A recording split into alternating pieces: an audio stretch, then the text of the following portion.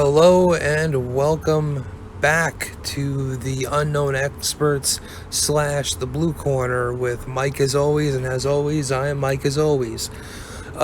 We haven't done one of these since March. Sorry for the delay. We're trying to get back in the swing of things and find somebody to fill the shoes of the one, the only Muka Knowles, my former partner. So for the time being, we're going to stick to this. We're going to get back into it and keep posting on YouTube. But pretty soon we'll have a new podcast up on iTunes and all that, and Anchor. Muka had the login information, so we'll probably have a slightly altered title other than the Unknown Experts. We'll probably add something on there so we can do the damn thing. But let's get into the swing of things. Let's start off with some fight news. We got the MSG card 244 coming up, New York.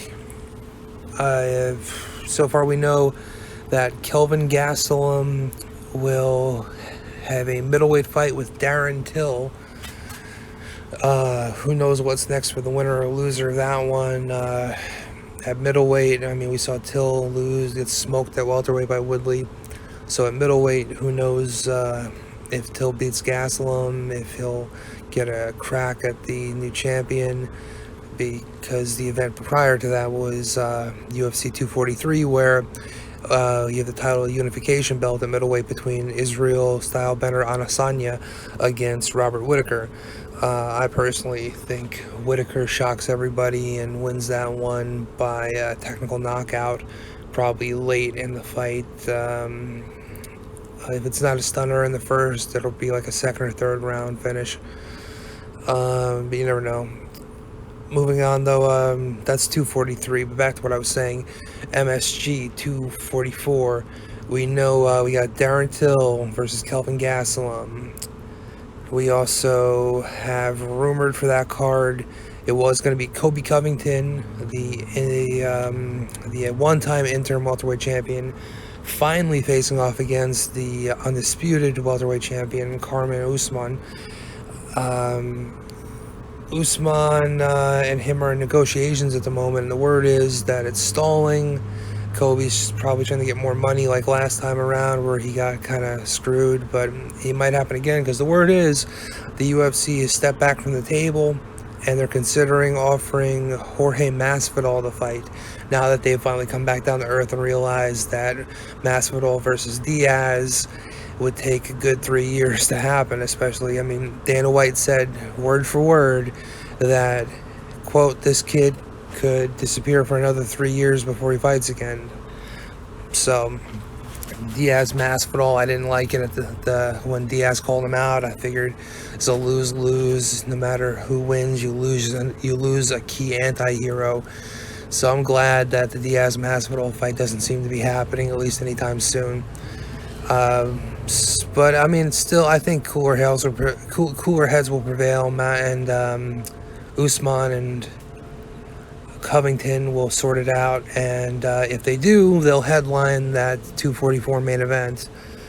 To UFC 245, we know we have Amanda Nunes defending her bantamweight title against Germaine de Randamie, the only UFC women's champion not counting the weight classes below 135. That she has not defeated already. De Randamie held the inaugural women's featherweight belt before she vacated it instead of fighting Cyborg.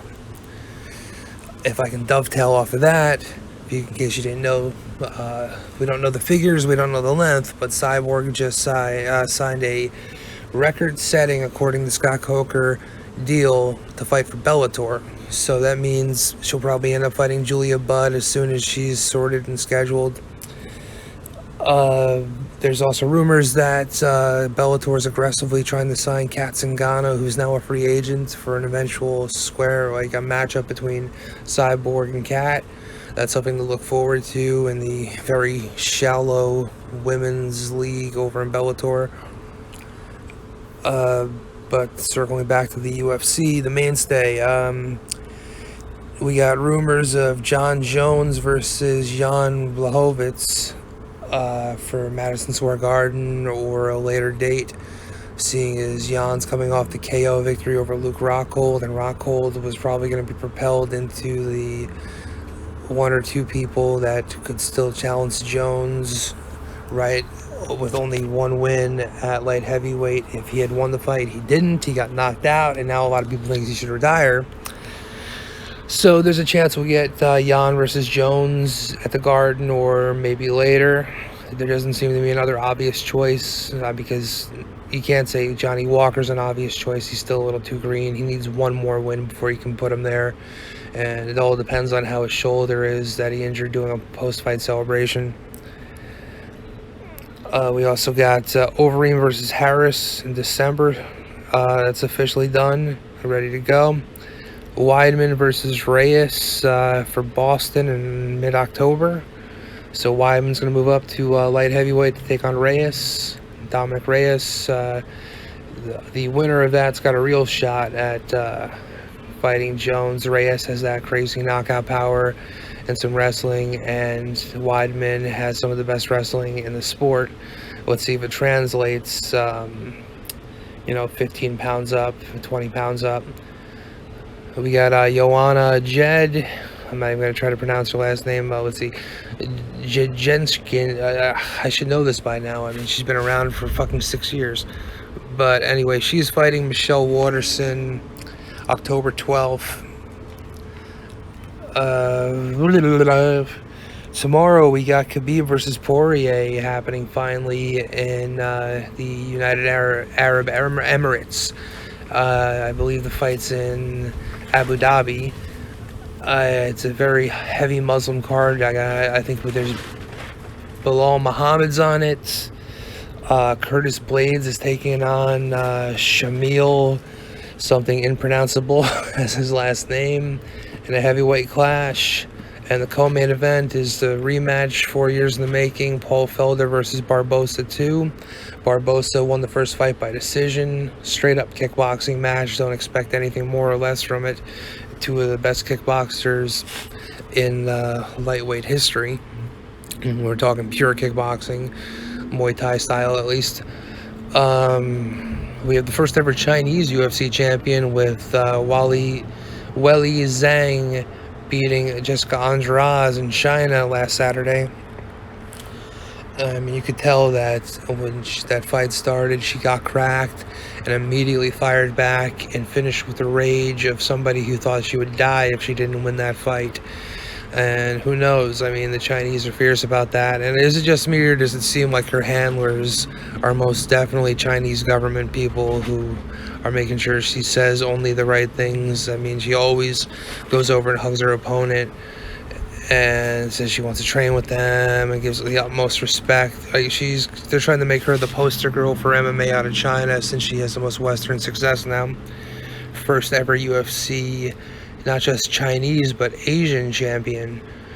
So that's going to be interesting. I mean, some people are campaigning for the Andrade rematch, but let's be honest. Andrade beat Rose after getting outclassed. She beat her because every time she went for a double leg, Rose countered with a double wrist lock, also known as a Kimura, and that stopped Andrade's double leg because she was afraid of the submission. And I remember watching it saying, oh, if she switches to a single leg, that's a whole different story. And of course, Andrade switched to a single leg, went for the takedown. Rose still went for the double wrist lock, not realizing that without the same position as a double leg, you're going to land on your head. She did, and got knocked the fuck out. So I think the best thing to do here is either give Andrade Rose and a winner gets the title shot match, or just give Rose the shot at Zhang. But it makes more sense to give Rose Andrade a rematch between the two of them to see who gets the title shot. In the meantime, you could give Zhang, just off the top of my head, let's see who's kicking around the women's strawweight right now, who's on a tear. Well, the winner of Waterson and Joanna makes the most sense. So Joanna, Waterson winner, gets Zhang, the winner of of Andrade Rose gets the winner of that. Simple as that. We also got Hermanson taking on Camineer in a middleweight bout, and Nelson versus Alves in a welterweight bout September 28th. What haven't we covered? We got Raging Ally Quinta of Long Island taking on Dan Hooker on October 8th. October 6th, this Sunday. So that's a fight to watch. Hooker's got incredible potential. Bellator news. Let's flip over real quick. In the final of the Bellator welterweight Grand Prix, we have Rory McDonald taking on Douglas Lima in a rematch that McDonald won the first time around to take the welterweight title from Lima. The winner will not only get the belt but also get $1 million before taxes. So that'll be something to see there. The other Bellator fight to talk about is Frank Mir taking on Roy Nelson in a rematch. They first famously had a grappling match where Roy beat Mir on points years ago. The two of them are friends, and Mir has openly said that he plans to strictly grapple in this fight because since they're friends, he doesn't want to punch or get punched by Roy. So we'll see if it'll deliver, or Roy will just go for the easy right hand knockout on his buddy and then have an awkward talk with him afterwards. Let's see, outside of that, we got news-wise, you got Triple C, Henry Cejudo making everyone feeling uncomfortable by trying to be the first ever transsexual. That's not the right word. Let's just call it, transsexual champion. He's got his flyweight and bantamweight title belts and his gold medal from the Olympics, but he's walking around with a black t-shirt that says, what was on it? Intergender world champion. So he's, it's a good way to keep him on the radar is he's shit talking and calling out Valentina Shevchenko, the women's flyweight champion. He's calling out Amanda Nunes, the women's bantamweight and featherweight champion. He's calling out bloody everybody. He called out Weili Zhang right after her win, and she said if he gets a sex change operation, I'll fight him in a dress. Or if he just wears a dress, she'll fight him. Something like that, she said, because she said it was no different than fighting a lady boy over in Thailand. So, maybe Weili Zhang's got some potential on the mic when she picks up some more English. It's a pretty good dig. And of course, we got Cowboy versus Gaethje coming up September 14th. That's next Saturday after this Abu Dhabi card. So, Cowboy Gaethje, dad mode Cowboy is a beast, but he fell short in his last outing, I believe by decision. I think this is a good fight to bounce back in. I see Cowboy stopping Gaethje. Gaethje's going to come in aggressive as hell, and he loves to go out on his shield. I think Cowboy beats him by stoppage in the later rounds or by a decision. Gaethje could always catch him because Cowboy just never really had that much of a chin, but I'd go Cowboy in that one. We also got Yair Rodriguez taking on Jeremy Stevens, and Carlos Esparza taking on Alexander Grasso. Yair versus Stevens, that's a tough one to call. Yair's unorthodox style against Stevens' juggernaut left hand and right hook. I would lean Yair just because of his technicality. The way he was able to knock out the Korean Zombie in the 5th round with seconds left with an up elbow, that was insane. So yeah, lean towards Yair in that fight. And the aforementioned ones, Iaquinta Hooker, gotta lean Iaquinta, can't be crazy. Weidman Reyes, I'd lean Weidman, wrestling control. I don't see him getting starched on the feet. I see him controlling the fight. Joanna versus Waterson, I think Joanna pisses off everybody, wins that fight, gets back in the mix, and then we're back at square one. Then you got Overeem Harris. You gotta lean towards Harris. Overeem could surprise everybody in that fight, but I don't know. I think Harris has the tools to shock everyone in that fight. Lima versus McDonald 2. I'd go McDonald. He's gotten this far through the tournament. Till versus Gastelum. I'd lean towards Gastelum. Till's chin got pretty much exposed in his last fight. Whitaker versus Adesanya. Like I said, I gotta go Whitaker. Mir versus Nelson. I think Nelson wins on points, if not knockout. Oh, and Bader Congo for the heavyweight belt is coming up tomorrow night after the UFC card. I think Bader's gonna dominate, honestly. Congo's been on tear in Bellator. I don't know if it's Mexican supplements or what, but I think Bader gets it done and remains a two-weight champ. Let's focus on tomorrow night. We got... Well, actually, before that, Dana White came out after the 2 videos leaked of BJ Penn in 2 different street fights. One where he told the guy to hit him, got hit, and got knocked out clean. Apparently, he got up after the video was off and pummeled the guy, got back control, and that's where a second video picked up of him choking out and punching a guy to shit. So, after those videos came out, there was already a deal in place that he'd fight Nicolens, and then that would be it. Him and Dana White had an agreement that that'd be it, that'd be a career, at least for the UFC. Now, after the 2 street fight videos, he's come back and said, Dana White's come back and said that the fight's canceled. At least we thought that it would be delayed. And Chuck Liddell actually was quoted by somebody, probably TMZ or some shit, saying that they should at least push the fight because BJ clearly got a concussion issue from it when he got cleaned. But the fight is, as of right now, canceled. Other news, we got Anthony Rumble Johnson announcing he will return to the UFC as a heavyweight. And hopefully he figures out his cycle by then because he is looking juiced, giant. You believe this guy used to fight at welterweight?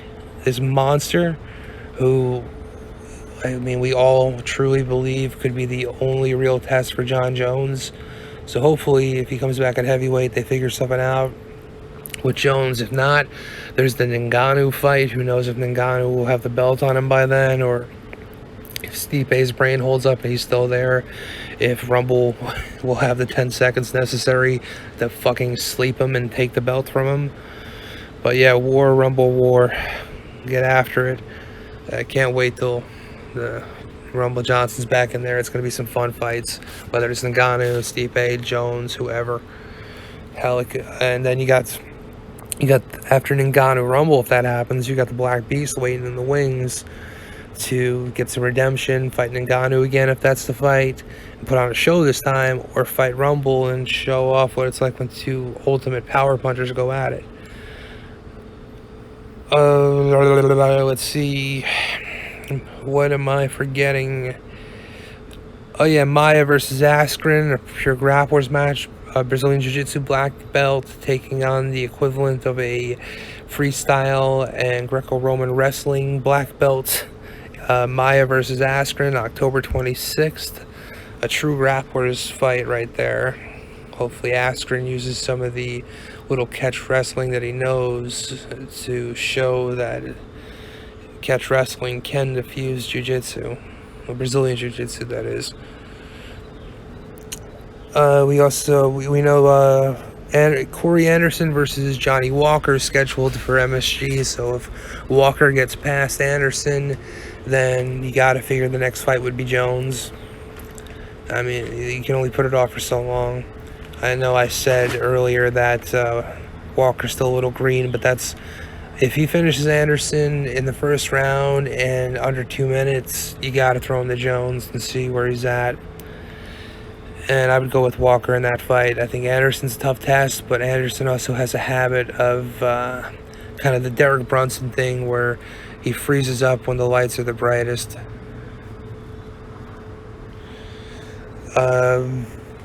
So let's get to the big fight tomorrow. Eastern time, 11 p.m. is the prelims, 2 p.m. is the pay-per-view. UFC 242, Khabib taking on Dustin Poirier, Paul Felder versus Edson Barbosa, 4 years in the making. Felder Barbosa. Felder's doing the commentary. I want to go Felder, but I really feel like Barbosa has this one. He got him the first time on points. I think he gets him on points again this time. Felder will put up a valiant effort. But who knows? Felder might be able to get him. But it seems like every time Felder fights, he injures his arm throwing a back fist. So I'd go Barbosa there. Curtis Blades versus Shamil. I would say Shamil probably has a superior wrestling and ground and pounds him to a victory. And of course the main event, Khabib versus Dustin. Very pro-Muslim crowd. It obviously being in Abu Dhabi, you gotta figure this is gonna be one of the first times where Khabib's had all the pressure that a Conor McGregor had on him for so long. So let's see how Khabib responds to the pressure. I mean, I know we all say Khabib's very mentally strong because he didn't succumb to any of the mind games from McGregor. He just used it to fuel him. But it's a little bit different when you have all of your quote-unquote countrymen. By that I mean all your brothers of the same religion expecting you to win and cheering you on, and you're fighting a tough customer like Poirier. I don't think a lot of people realize just how good Poirier was, because when you think Poirier, you think about the McGregor knockout where in under a minute McGregor hit him once on the temple and floored him, and that was it. But that was some time ago, and even before that, Poirier had submitted Max Holloway, and then in the rematch, Poirier's last fight when he won the interim lightweight belt, he pummeled Max. I mean, you could really tell the punching power difference in that fight and how every strike counted. I think that's really going to come into play here, especially mid-third round and beyond. Dustin wins this fight by taking it to the third round and just letting Khabib take him in the deep water, survive it for those first two, let Khabib gas himself out doing that, and just defense on the chokes and any potential arm locks he tries to mix in, like he got Michael Johnson with a double wrist lock back at UFC 205. So just, defend all of those. If he grapevines the leg, so be it. Just keep defending, keep him tight, let the clock burn, let him exert energy. So then mid-third round, then do your thing. Land your shots, stay heavy, and there will be an opening. I mean, we've seen McGregor, we've seen Iaquinta, especially after the third round, shrug off Khabib's takedown attempts. So if that happens, Poirier is just going to be right there, and those shovel hooks and left hooks are going to start doing a lot of damage, more so than anyone else could. Any fight Khabib's had in his career so far. So I really think Poirier could win this fight. It goes one of two ways. Poirier knocks him out or catches him in a submission whilst they're grappling, and honestly, he'd have to have Khabib hurt first.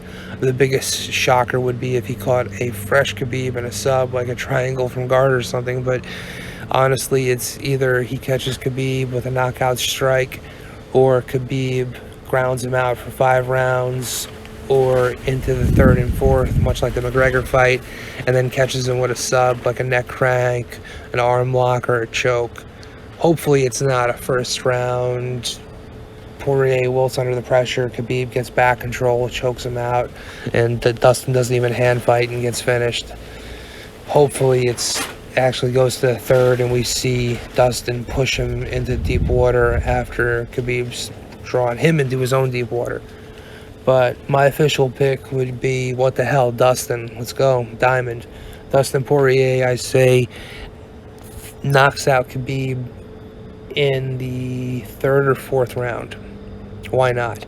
Because, like I said, the alternative is a grind him out victory for Khabib, a shocking victory for Khabib early, or a shocking KO win for Poirier early. So I think let's settle in the middle. I say Poirier, third or fourth round knockout.